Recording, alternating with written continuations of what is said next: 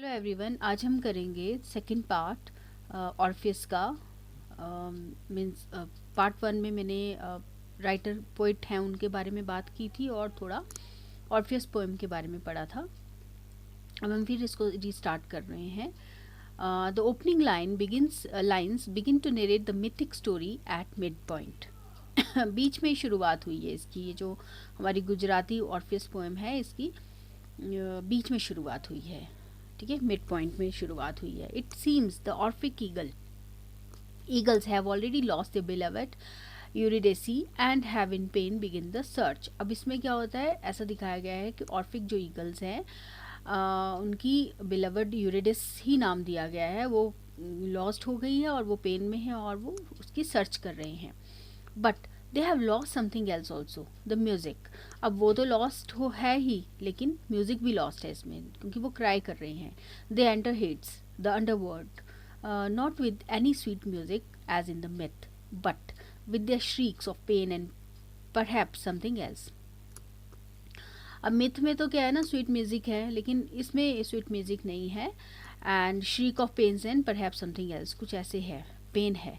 They are alien to the world in which they have intruded mean entered. अब उन्होंने enter किया है ना जिस वर्ल्ड में, वो उसके लिए बिल्कुल एलियन है। The poem begins to emerge as a poem of loss of the mythic means of recovery the Orphic music.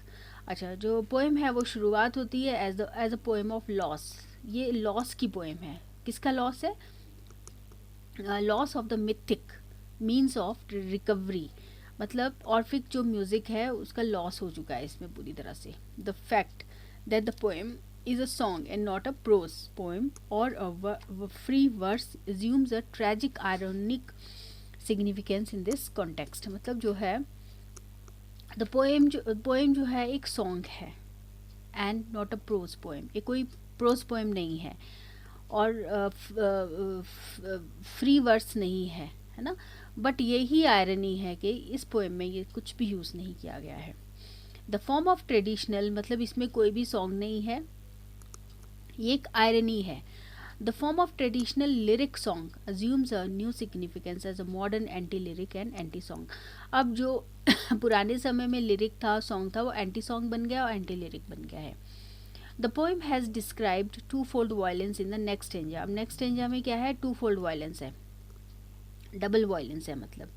ठीक है, लेयर्स ऑफ, जैसे कि हम इसको पढ़ते हैं फिर, layers of rock slide on each other, lava liquid flows cascading down, cave roofs are pushed and splintered, mistakes and fine follies howl. Every eye begets its many dreams, and no king's ordinance is here honored. इसका ए point है कि the इनेट, कभी ना ख़त्म होने वाली violence of the place Hades the underworld, उसके बारे में बताया गया है। And the violence caused by the intruder. अब दो तरह की वायलेंस है, एक तो अंडरवर्ल्ड में जो वायलेंस ऑलरेडी रहती है, और ऑर्फियस जो है, ईगल्स जो है, जब उसके अंदर चले गए हैं, इंट्रूडर हैं वो जब उसके अंदर चले गए हैं, उनकी वायलेंस अलग से है। The first is described in the myth and the second emerges only in the poem. तो फर्स्ट जो है वो मिथ में डिस्क्राइब की गई है, मतलब पहले ही ऑलरेडी है, एंड जो सेकेंड वायलेंस है वो पोएम में ईगल्स के द्वारा डाल दी गई है। Okay, now looking closely at the stanza, we see that as the Orphic eagles plunge into the underworld, जैसे वो अंडरवर्ल्ड में जाते हैं, mistakes and fine follies howls, every eye begets its many dreams and no king's ordinance is here honour. मतलब सब जगह ये है, इनडिसिप्लिन है ना। It is an image of disorder, mistakes, error, disruption. Unlike the tragic myth, Man of Enchanting Music, the poem presents an image of the splintered, disrupted, absurd modern man. Absurd है, modern man की एक छवि दिखाई गई है जो कि absurd है, disrupted है, स्प्लिंटर्ड है ना। The poem thus becomes a travelogue of two kinds, दो तरह का एक ट्रेवलॉग बन जाता है। It gives a narrative of the Orphic mythic journey from the land of living to the land of dead and back. पहली journey क्या है, पहला ट्रेवलॉग क्या है, जो कि एक जर्नी है कहाँ से लेके living to the land of living to the land of dead. ठीक है, अर्थ से लेके मतलब हेडन तक, ठीक है। It also depicts the modern man's eagles, wanderings, absurd, laughable, tragic, comic. और दूसरी जर्नी जो है वो बताई गई है, एक आदमी की जर्नी बताई गई है, मॉडर्न मैन की जर्नी बताई गई है, ईगल की जर्नी बताई गई है, जो कि एब्जर्ड है, लाफेबल है, जिसपे हंसी आ रही है, और ट्रेजिक, कॉमिक भी है और ट्रेजिडी वाला भी है, इस तरह का अजीब सा है कुछ। The last two stanzas narrate how the gods of Hades the underworld give the Orphic eagles a boon and a condition. They granted the boon, the beloved is yours, but do not look behind. तो second में क्या होता है, how the gods of heads की जो God's हैं, underworld के God हैं, वो ऑर्फिक ईगल जो है उनको एक बून दे देते हैं, एक उनको हैप्पीनेस दे देते हैं कि ब्लेसिंग दे देते हैं, और एक कंडीशन दे देते, ब्लेसिंग दे देते हैं, ठीक है तुम अपनी बिलवड को ले जाओ, लेकिन एक कंडीशन भी दे देते हैं कि बिलवड तो तुम्हारी है, लेकिन उनको एक कंडीशन दे देते हैं कि पीछे नहीं देखना है. In this the myth and the poem agree, but both the boon and the condition are dwarfed by the human condition of the modern man. अब देखो ना, इसमें बताया गया है कि मिथ और पोएम में बून तो मिल जाता है, लेकिन कंडीशन क्या जब मिलती है तो वो जो कंडीशन मिलती है वो ह्यूमन कंडीशन, मतलब जो कि मॉडर्न मैन की ह्यूमन कंडीशन है. ह्यूमन कंडीशन क्या है कि वो अपने आप को नहीं रोक पाता, ठीक है, तो वो बून को कर्स में चेंज कर देता है अपने आप से ही. The eagles that have plunged into the underworld have lost something, they have lost something, तभी वो जाते हैं ना अंडरवर्ल्ड में. what they have lost is not a beloved but love itself.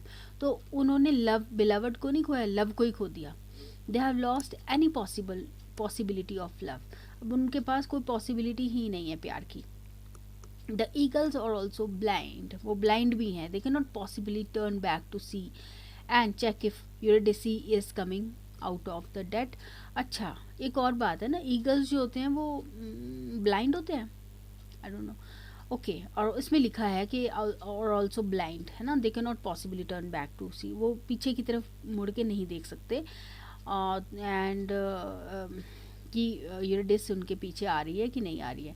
The journey of eagles does assume significance which is quite different from the, हाँ, ये from that of the mythic journey.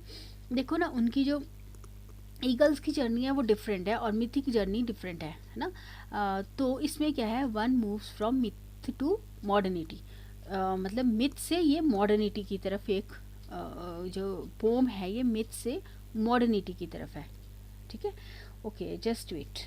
So in this unit we have studied the Gujarati poem Orpheus written by one of the eminent surrealist poets of Gujarat. surrealist मैंने आपको पहले भी बताया था, जहाँ पे कि डिफरेंट दो इमेजेस जो कि एक दूसरे से नहीं मिलती हैं उनको प्रेजेंट किया जाता है ना पोएम में. Okay, he has used the Greek mythology character Orpheus to depict utterly negative emotions of man, quite contrary to what Orpheus stands for. Sitanshu had been interested in the Orphic myth for quite some time when he wrote this poem in Gujarati. In the Greek myth, Orpheus lost his beloved, regained her with a condition, and again lost her. In the modern Gujarati poem Orpheus, a similar loss, a similar journey, and a similar hero are narrated. And yet, they are different. The poem is apparently a lyric song, which upon a closer look turns out to be both anti-lyrical and anti-song. Many units of lyricality of the original story have been replaced in the poem with their opposites. For example, the melodious magical music of Orpheus is replaced with the shrill cries of pain of the eagles in the first two lines of the poem. The poem becomes a travelogue of two kinds. It gives a narrative of the Orphic or mythic journey from the land of living to the land of dead and back. It also depicts the modern man's eagles, wanderings, absurd, laughable, and tragic comic. Thus, this poem, Orpheus, moves from myth to modernity. Thank you so much. Now, third part में इसके third part में मैं पूरी pome पढ़ूंगी और उसको हम line by line में explain करूंगी. Thank you so much. Please subscribe my channel.